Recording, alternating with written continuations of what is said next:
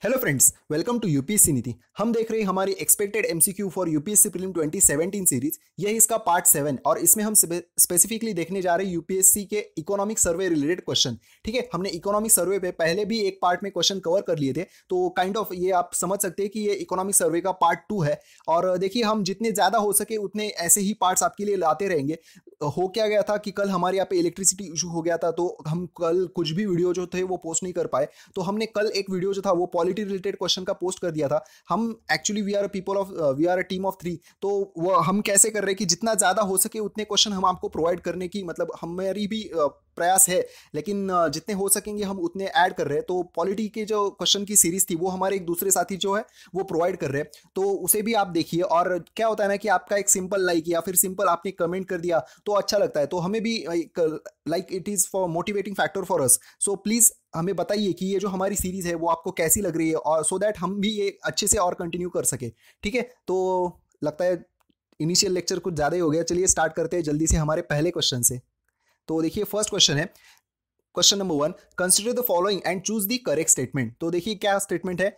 2016 was the first time since 1950 that the combined working age population of the advanced countries declined। ठीक है, मतलब 2016 ये ऐसा पहला साल था 1950s के बाद जब हमारी कंबाइंड वर्किंग एज पॉपुलेशन, ठीक है, that is age population between 15 to 59 of the advance countries. ठीक है, हमारी एडवांस कंट्रीज की जो कंबाइंड वर्किंग एज पॉपुलेशन है वो डिक्लाइन हो गई, ऐसा 2016 में पहली बार हुआ, ऐसा फर्स्ट स्टेटमेंट है। And second statement, India however have its working age population projected to grow by third over the next 3 decade। ठीक है, मतलब यहाँ पे जो हमारी एडवांस कंट्रीज है इनकी तो कम हो गई है, लेकिन इंडिया की जो वर्किंग एज पॉपुलेशन है वो अगले 3 डिकेड तक 3 फोल्ड से मतलब 3 फोल्ड से बढ़ने वाली है, ऐसा सेकंड स्टेटमेंट है। It is projected to grow, ऐसा सेकंड स्टेटमेंट है। तो इनमें से कौन से करेक्ट है ये हमें पूछा गया। तो देखिए, इसका जो है दोनों स्टेटमेंट जो है ये इकोनॉमिक सर्वे के अनुसार सही है। ठीक है, तो याद रखिए 2016 ऐसा फर्स्ट टाइम हुआ 1950s के बाद जब एडवांस इकोनॉमीज की वर्किंग एज पॉपुलेशन जो है वो कम हो गई, और हमारा ऐसा प्रोजेक्शन है कि हमारी जो वर्किंग एज पॉपुलेशन है वो 3 फोल्ड बढ़ने वाली है। ठीक है, तो सबसे पहले ये डेमोग्राफिक डिविडेंड के अंदर आता है ना, तो सबसे पहले देख लेते हैं डेमोग्राफिक डिविडेंड क्या होता है। Demographic dividend occurs when the proportion of the working people in the total population is high, because this indicate that more people have the potential to be productive and contribute to the growth of the economy। ठीक है, मतलब जो हमारी working age population means 15 से लेके 59 as तक की जो पॉपुलेशन होती है ना वो मतलब ज्यादा काम कर सकती है ना comparatively to the dependent population means 15 साल से कम, और 59 दैट इज 60 साल से आगे के जो लोग होते हैं उन्हें डिपेंडेंट कहा जाता है, और ये जो 15 टू 59 होते हैं इनको डेमोग्राफिक डिविडेंड कहा जाता है। क्यों? क्योंकि ये हमारी ग्रोथ ऑफ इकोनॉमी में कंट्रीब्यूट कर सकते हैं। ठीक है, and next is according to the United Nations Population Research, during the last 4 decades, the countries of Asia and Latin America have been the main beneficiary of the demographic dividend। ठीक है, Asia और Latin America की जो countries है वो पिछले 4 decades में सबसे ज्यादा डेमोग्राफिक डिविडेंड के बेनिफिशियरीज पा चुकी है। नेक्स्ट इज जो हमने देखा कि 2016 ये इसके बारे में जो हमने वही फैक्ट रिपीट कर दिया, लेकिन यहाँ पे देखिए, over the next 3 decades the UN projects that China and Russia will each see their working age population fall by 20%। ठीक है, मतलब चाइना और रशिया की भी अगले 3 डेकेड्स में जो वर्किंग एज पॉपुलेशन है वो कम होने वाली है, लेकिन इंडिया में ये जो वर्किंग पॉपुलेशन है वो 3 टाइम्स बढ़ने वाली है। ठीक है, मतलब हमारे जो हम कहते हैं कि हमें महासत्ता बनना है तो उसके चांसेस जो है वो ज्यादा हो सकते हैं। ठीक है, मतलब हमारे जो डेवलपमेंट के चांसेस जो है वो ज्यादा है। ठीक है, लेकिन ये बात भी हमें याद रखनी है, it should be always remember that demography provides potential and not the destiny. ठीक है, ये सिर्फ डेमोग्राफिक डिविडेंड है, ये सिर्फ पोटेंशियल प्रोवाइड करता है। ऐसी नहीं बात नहीं है कि हम मतलब डेमोग्राफिक डिविडेंड हमारा अच्छा हो गया मतलब हम डायरेक्टली हम नंबर 1 कंट्री बन गए। तो ये बात हमें ध्यान देनी होगी कि हमें जो हमारी अभी जो कंडीशन है जॉबलेस ग्रोथ, ये इसको सुधारना पड़ेगा। ठीक है, तो और कुछ इसके बारे में फैक्ट देख लेते हैं। For economy younger population are, तो यंगर पॉपुलेशन के एडवांटेजेस क्या होते हैं, तो देख लीजिए, मोर एंटरप्रेन्योरियल। ठीक है, ये यंगर पॉपुलेशन जो होती है वो मोर एंटरप्रेन्योरियल होती है, दस एडिंग टू प्रोडक्टिविटी ग्रोथ। और ये जो लोग होते हैं ये अपने ऐसे एज ग्रुप में होते हैं कि ये टेंड टू सेव मोर। ठीक है, which may result to lead the favourable competitiveness effects and have a larger fiscal base. कैसे? तो देखिए, एक बहुत ही बड़ा जो एज ग्रुप होता है वो फिस्कल के दायरे में आ जाता है because of economic growth and because they are fewer dependence. ठीक है, डिपेंडेंस जो होते हैं वो कम होने की वजह से हमारा जो फिस्कल बेस होता है वो बढ़ जाता है for the economy and government to support. और साथ ही साथ इसके बारे में जो हमारे इकोनॉमिक सर्वे में कुछ इंपॉर्टेंट फैक्ट्स दिए गए थे वो भी देख लेते हैं। There is a clear divide between peninsular India that is West Bengal, then West Bengal, Kerala, Karnataka, Tamil Nadu and Andhra Pradesh, and the hinterland state that is MP, Rajasthan, UP and Bihar. और ये डिवाइड किसके बारे में है, तो डेमोग्राफिक डिविडेंड के बारे में। The peninsular states exhibit a pattern of closer to the China and Korea, मतलब जो हमारा पेनिनसुलर जो ये एरिया है उसका जो डेमोग्राफिक डिविडेंड है it is similar to China and Korea. Means यहाँ पे भी अगले सालों में जो हमारा डेमोग्राफिक डिविडेंड है वो कम होने वाला है, ठीक है, वर्किंग एज पॉपुलेशन कम होने वाली है with a sharp rise and decline in the working age population, ठीक है। ये किसके बारे में, पेनिनसुलर स्टेट के बारे में, याद रखिए ये होने वाली कंडीशन पेनिनसुलर स्टेट की। Next is this divide in the working age ratio of the peninsular and the hinterland state can be traced to the different of their levels of TFR, means total fertility rate, इसके बारे में है ये।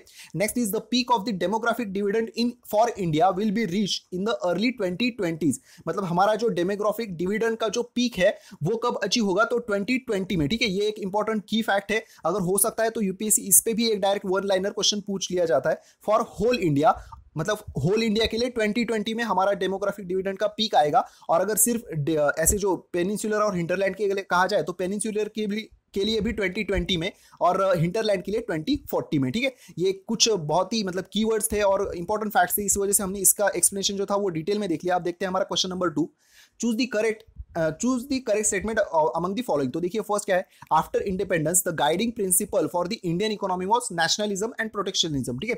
Nationalism और protectionism ये हमारी independence के बाद इंपॉर्टेंट प्रिंसिपल थे and this framework was rejected after 1991, मतलब ये जो हमारा प्रोटेक्शनिज्म का फ्रेमवर्क था ये हमने 1991 के बाद इसको रिजेक्ट कर दिया, ऐसा फर्स्ट स्टेटमेंट है। Next is in 1991 India effectively embarked upon the path resembling Brayton would agreement for its economy that is open trade, open capital and reliance on the private sector, ठीक है। मतलब 1999 के बाद हमने ये open trade, open capital and reliance on the private sector ये under Brayton would agreement इसके तहत हमने अपना लिया था, ऐसा सेकंड स्टेटमेंट है। तो इनमें से कौन सा करेक्ट है, तो देखिए इसका फर्स्ट स्टेटमेंट जो है ये था, आप सभी जानते हैं कि हमने सबसे पहले हम प्रोटेक्शनिस्ट कंट्री थे, लेकिन बाद में 1991 के बाद हम ओपन कंट्री, मतलब kind of open trade, open capital इसके बारे में ओपन हो गए। तो फर्स्ट स्टेटमेंट जो ये बात सही है, लेकिन सेकंड स्टेटमेंट जो है ना ये यहाँ पे ब्रेटन वुड एग्रीमेंट नहीं होना चाहिए था। ये मतलब हमने आईएमएफ के हेल्प ली थी, जो आईएमएफ ब्रेटन वुड के तहत बनाया गया था, लेकिन ये जो प्रोसीजर होती है ना ओपन ट्रेड, ओपन कैपिटल या रिलायंस ऑन प्राइवेट सेक्टर, इसको कहा जाता है वॉशिंगटन कंसेंसस, ठीक है। वॉशिंगटन कंसेंसस इस नाम से इसको जाना जाता है। ये ब्रेटन वुड एग्रीमेंट जो था वो आईबीआरडी और हमारी आईएमएफ इससे बनाई गई थी। तो इसका सेकंड स्टेटमेंट इनकरेक्ट हो गया, इसका करेक्ट स्टेटमेंट है वन ओनली, ठीक है। तो इसका आंसर है ए, दैट इज वन ओनली। तो देखिए इसके बारे में जो ये हमने कहा कि इसको वॉशिंगटन कंसेंसस इस नाम से जाना जाता है एंड ये जो वॉशिंगटन कंसेंसस है this is essentially the same development model that has been tried and proven successful in the most of the countries of eastern Asia, ठीक है। ये जो वॉशिंगटन कंसेंसस मॉडल जो था ये हमने अपनाया 1991 के बाद और ये हम बहुत ही जो ईस्टर्न एशिया की कंट्रीज है इसमें सक्सेसफुल पाया गया था।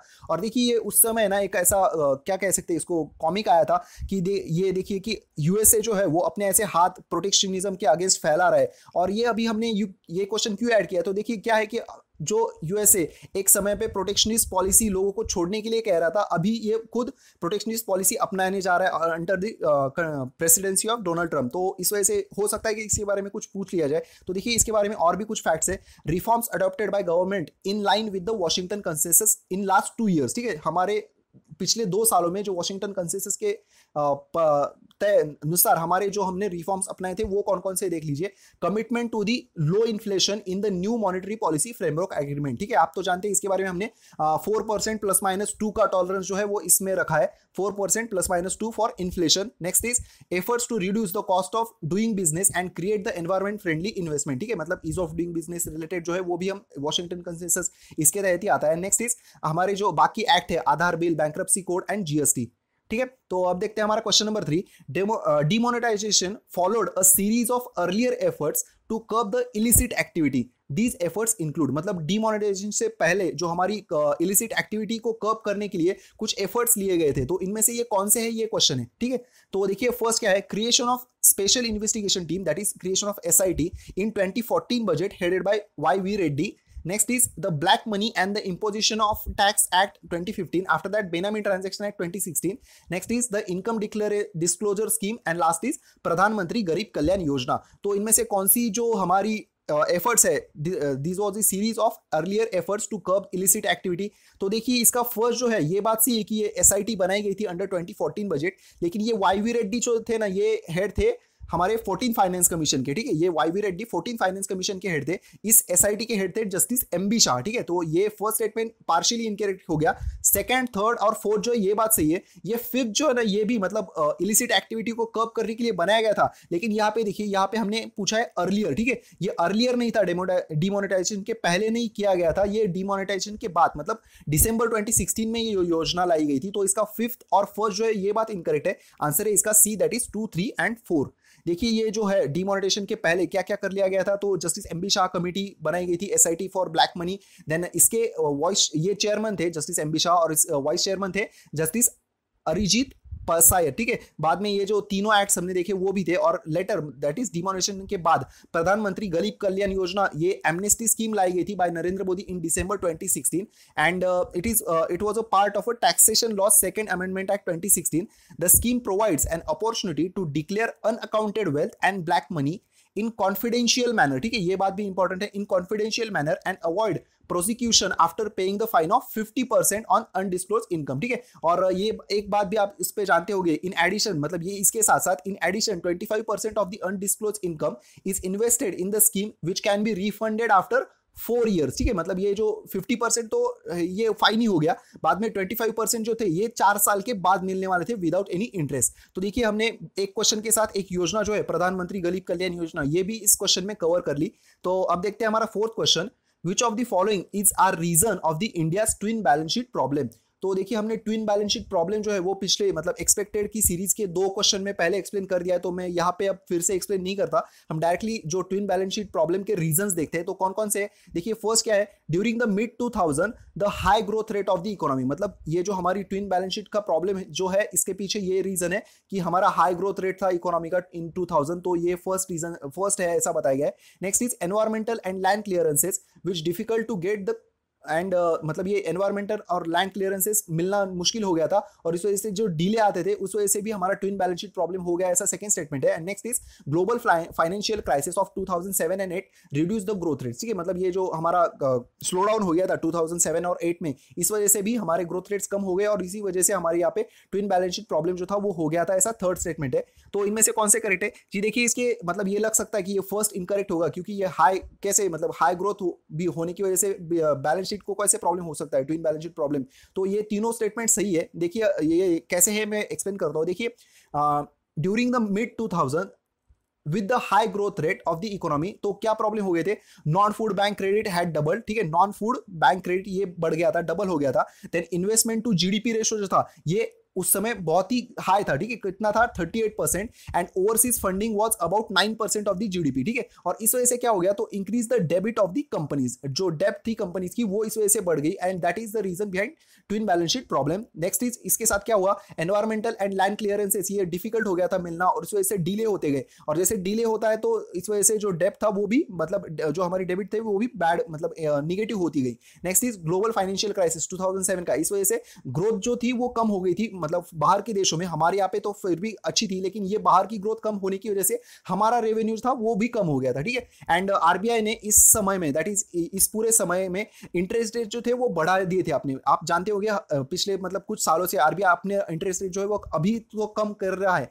लेकिन उस समय बहुत बढ़ गए थे, क्यों, to avoid the inflation increasing the financial cost sharply, ठीक है। तो इस वजह से भी हमारा जो ट्विन बैलेंस शीट प्रॉब्लम है, ये इसके पीछे 4 रीजन है, अच्छे से याद रखिए, ये हमारे इकोनॉमिक सर्वे में दिए गए, तो इंपॉर्टेंट हो सकता है कि अगर डायरेक्टली इकोनॉमिक सर्वे पे कोई क्वेश्चन पूछ लिया जाए तो देखिए आज का लास्ट क्वेश्चन है, what is soil notes which appeared in news after demonetisation, ठीक है, डिमोनेटाइजेशन के बाद जो सॉइल नोट्स, ये एक कॉन्सेप्ट जो था न्यूज में था, तो ये क्या है, मतलब सॉइल नोट्स कौन सी नोट्स को कहा जाता है, ऐसा ये क्वेश्चन है। तो देखिए first is bank note which have become dirty and limp due to excessive use, मतलब एक्सेसिव यूज के बाद जो नोट्स डर्टी हो जाते हैं इनको सॉइल नोट कहा जाता है, ऐसा फर्स्ट स्टेटमेंट है। Next is bank note of which portion is missing और which is composed of more than 2 pieces, ठीक है, मतलब जिसका कुछ पोर्शन मिस होता है या फिर 2 या 3 पीसेस से बनाया जाता है, ऐसे नोट को सॉइल नोट कहा जाता है। या फिर bank note which is wholly or partially obliterated, shrunk, washed, altered or indecipherable, ठीक है, तो ऐसी नोट को सॉइल नोट कहा जाता है, या फिर none of the above.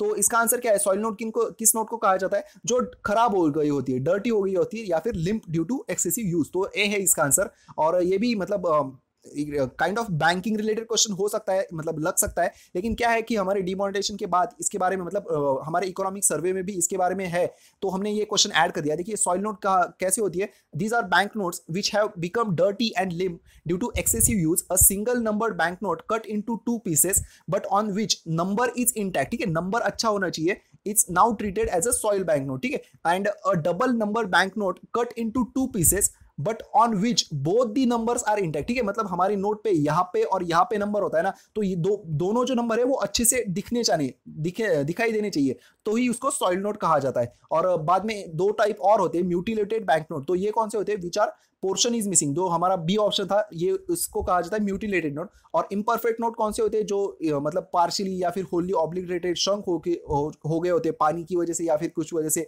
And but these do not include mutilated note, ठीक है, मतलब ये ऐसी नोट होती है जो मतलब म्यूटिलेटेड नोट तो नहीं होती, लेकिन इसमें से कुछ पार्ट या फिर कुछ पोर्शन जो होता है वो कट हो चुका होता है, ऐसी नोट को इम्परफेक्ट नोट कहा जाता है, ठीक है। तो ये इकोनॉमिक सर्वे रिलेटेड क्वेश्चन था, हो सकता है थोड़ा बड़ा हो गया क्योंकि पहले क्वेश्चन का एक्सप्लेनेशन बढ़ गया था, तो हम जितनी जल्दी हो सके उतने और क्वेश्चन जो है वो पोस्ट करते रहेंगे, आपका साथ जो है वो बस जरूरी है। तो thank you so much and have a happy wonderful day ahead, keep studying and all the very best.